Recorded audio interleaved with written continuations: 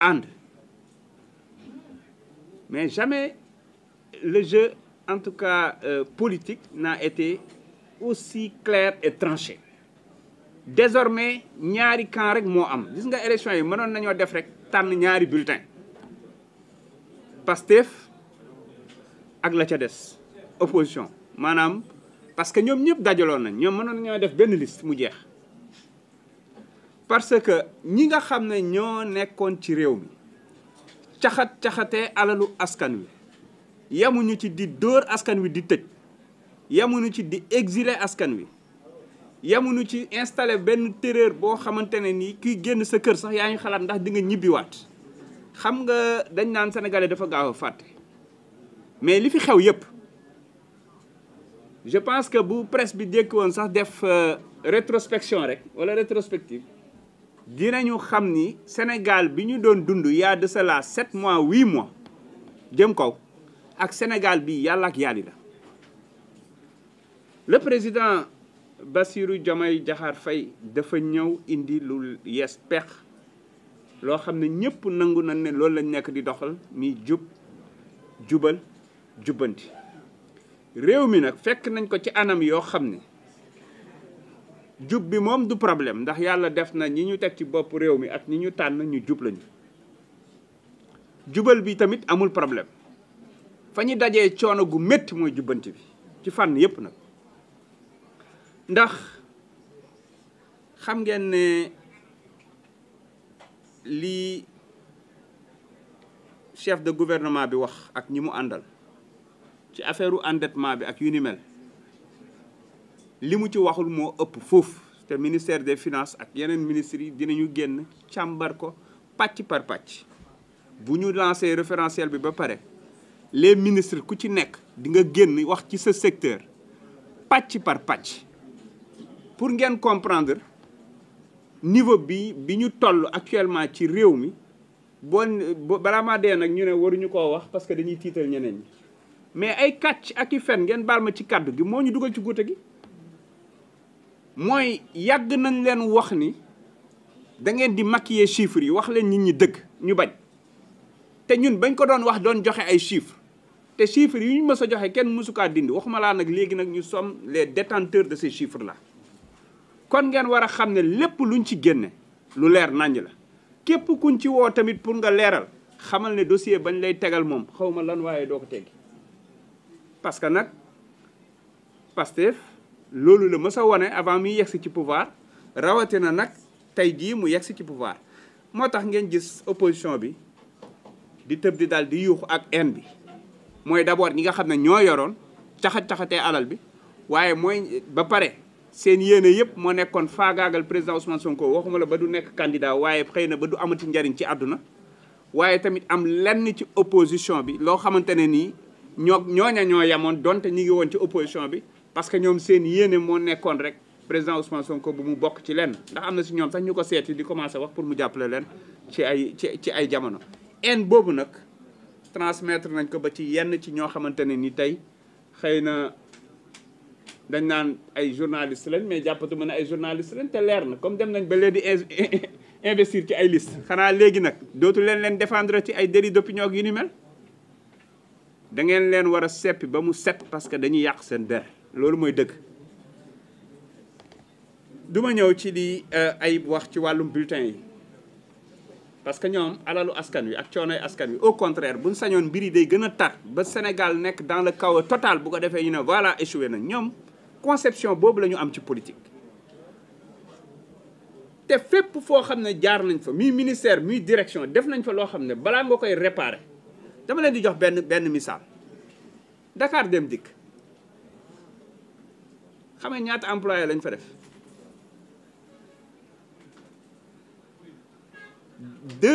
2814 CDI déglu leen baax li may wax ak 327 prestataires boo ko boolee mi 3122 te moo ne bi ñu bëggee yóbbu bus yi ci tabaski dañoo obligé jëli ay militaires ndax chauffeurs yu doyul est-ce que yéen a ngi dégg li may wax waa personnel boobu ñan la te ñëpp ay CDI lañ am nag toog ndax directeur bu ñëw yóbbu frigo indi ay nitam directeur bu ñëw yóbbu finalement congélo yu fees chambre froide yu fees lépp fees masse salariale 1,2 milliard par mois. waaw ngeen yaakaar ne ngeen te xam ngeen ne est-ce que xam ngeen ne suñu impôts yooyu moom la ñuy comp di jox saa su nekk fay déficitu exploitation bi de 18 milliards parce que service public la. mbokk yi Dakar Dem Dikk ci situation boobu noonu lañ ko fekk dette bi mu am ci ay affaire fisc ak yooyu rek pour te dire que dafa bokk ci daanaka ñu daawul fay fisc 95 milliards. chiffres yi may wax yëpp yu ñu consigné la teg may invité presse bi ak journaliste yi ak sénégalais yi lii mooy débat bi nañu wax li nga xam ne moo yàqu ci réew mi te ñu wax ñun fan la ñuy jëlee alal ji ñu koy defaree ñu nekk ci waxtaan yooyu moo gën diversion yi ñeen ñi def nga xam ne ay jouekatu série lañu. kon jël nañ ci nag ay mesures yu bëri nekk di wàññi waaye ñëpp xam nañ ne doyul nga dem fu mel ni AIBD. AIBD xam ngeen lan mooy budget 22 milliards waaye lan mooy recette am 7 milliards donc 15 milliards yi fu mu koy jëlee maanaam day jëndee juróom di jaayee ñett pour ngeen comprendre état moo koy compléteel 15 milliards yi. ñun bi ñu ñëwee ci lu gàtt ciblé nañ ci ay contrat ba liggéey ko ba nekk di ko arrêté ci ay contrat yaa ma neex yoo xam ne amaluñu benn njariñ. xam ngeen ñaata la ñu économiser réew mi ci AIBD képp laa wax 63 milliards 63 milliards c'est-à-dire man li may wax yëpp ci sama ministère kese la yeneen ministres yi énergie mine autre suñu génnee bu ñu waxee ngeen taf seen gémmiñ c'est-à-dire fépp fuñ jaar dañ ko cannibaliser ñoo raw cannibaliser ñoo raw ay kañe ci tool. kon lii mooy vrai débat bi ñoom lii la ñuy bañ ñu leeral ko parce que xam na ne bu ñu jëlee assemblée bi mais dañuy installer haute cour de la justice te xam naa ci liste bi sax am na ku ci gars yi ciblé ne xanaa kii mooy jiite haute cour de la justice bi parce que am na fu mu jaaroon ak ñoom xool leen suñu liste yi bu baax a baax. léegi haute cour de la justice parce que instant yi li tax ngay gis ñenn ñi di balballu di tëb di wax xam nañ ne mënaguñ leen a jàpp ndax seen mbubb bi ñu am te Macky Sall laataa muy dem daa soppi CREI yi ba mënu leen topp en ce moment ci conditions yi pour te dire que ñoom dañoo def seen i mbir ba pare xool naka la ñu koy maquiller encore une fois bërëc mais haute cour de la justice dina taxaw te ñoom ñëpp dinañu wuyu benn par benn kenn du rëcc ca kaw ba ca suuf parce que li ñu def nii alalu askan woowu ñoom li ñu jël bu ñu ko delloosee ñu régler problème yëpp ndax malgré situation catastrophique bi ñu fi fekk ñu ngi continuer di tenir réew mi dox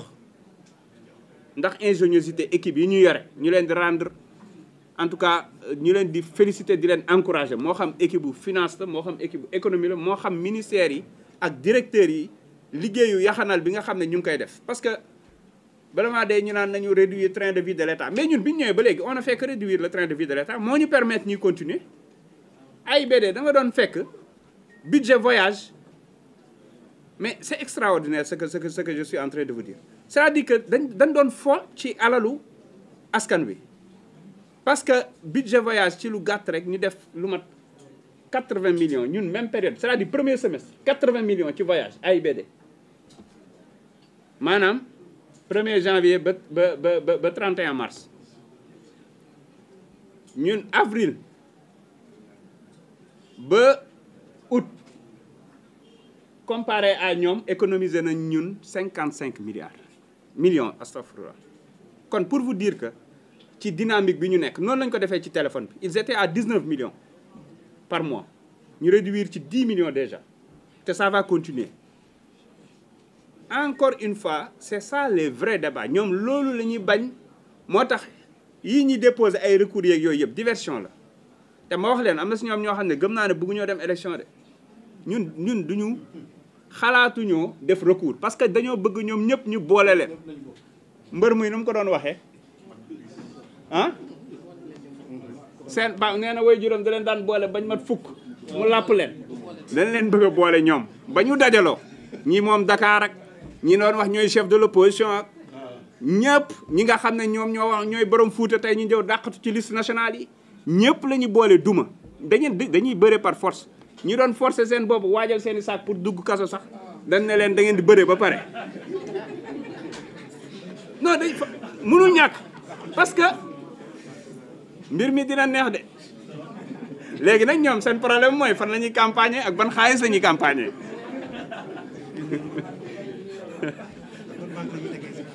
fan la ñuy dugg ñoom lu ñu am ci sécurité lañ ko nar a def fan la ñuy dugg di campagne di ñëw di tànqal nit ñi ak naan dañuy joxe xaalis xalaatuñu ko surveiller leen bu baax de parce que bëgguñ dem élection yii ñi def nii yëpp loolu la kii wax na ko mais feuille A4 bi ñu ne la nañ ko def A6 nga xam ne bii dañ koy xaaj 4 def ci photo bi def ci logo yeeg yooyu xanaa voté du voté rek waroon nañ ko sax mën a def bulletin unique ñenn ñe non du ci dal suñu yoon nekk suñu am na ñoo xam ne joxuñ justificatif de dañ ne suñu yoon nekku ci maanaam débrouillez-vous pour trouver 7-8 milliards de plus ñeneen ñi ne non dañ ciy def photo te ñun suñu tête de liste yi xamuñu leen waaye ñoom ñan la Macky Sall xamuñu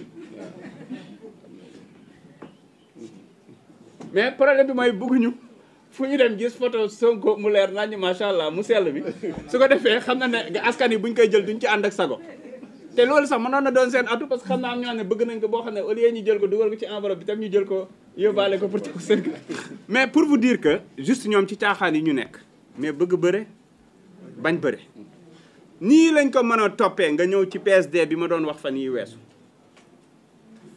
c'est-à-dire ñii ñooy askan woo xam ne dañoo ñëw ne dañuy leb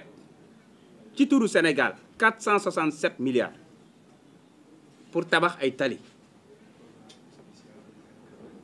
waaye waxuma intérêt yi de mais ñoom nee nañu ñiy gérer leb bor boobu noonu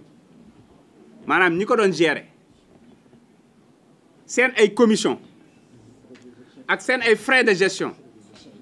123 milliards lay doon waaw léegi ñun dañoo leb 467 milliards pour fay pratiquement plus de presque 600 milliards 590 et quelques xam nañ niñ ko defee de te pour leen wan ne ay tappale la frais de gestion yi dañoo ubbi beneen compte bu bees loger ko fa waaye ñuy bëgg nañu réewum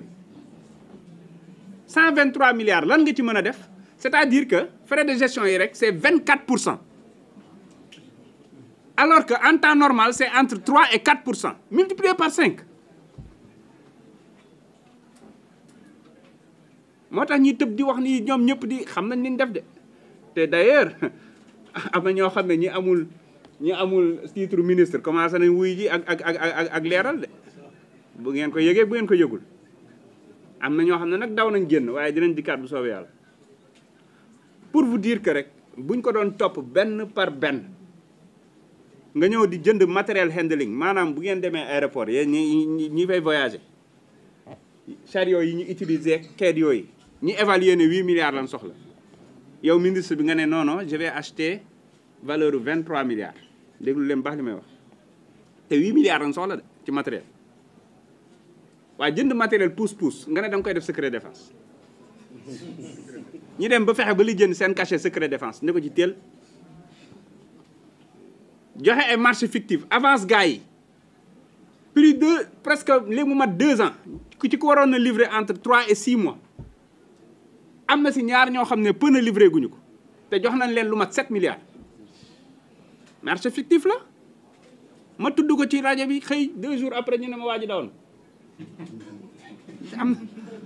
am na ko mu woo naa ko bàyyi sama wax sama ministre mu bàyyi ma man jàpp ma ko de li mu def laa jàpp c'est différent aw ma benn problème ak moom li jëntiwuma ko mais suñu xaalis la ñuy topp enquête baa ngi en cours te dina leer nañ kon lu leen wax ci tooxi doona yi ñu def un peu partout mën naa ne leen liñ leen waxul moo ëpp fuuf parce que nag dañu jël suñu temps di ko defar benn par benn kon ci li ma bëgg a wax mooy askanu Sénégal am na opportunité cette fois-ci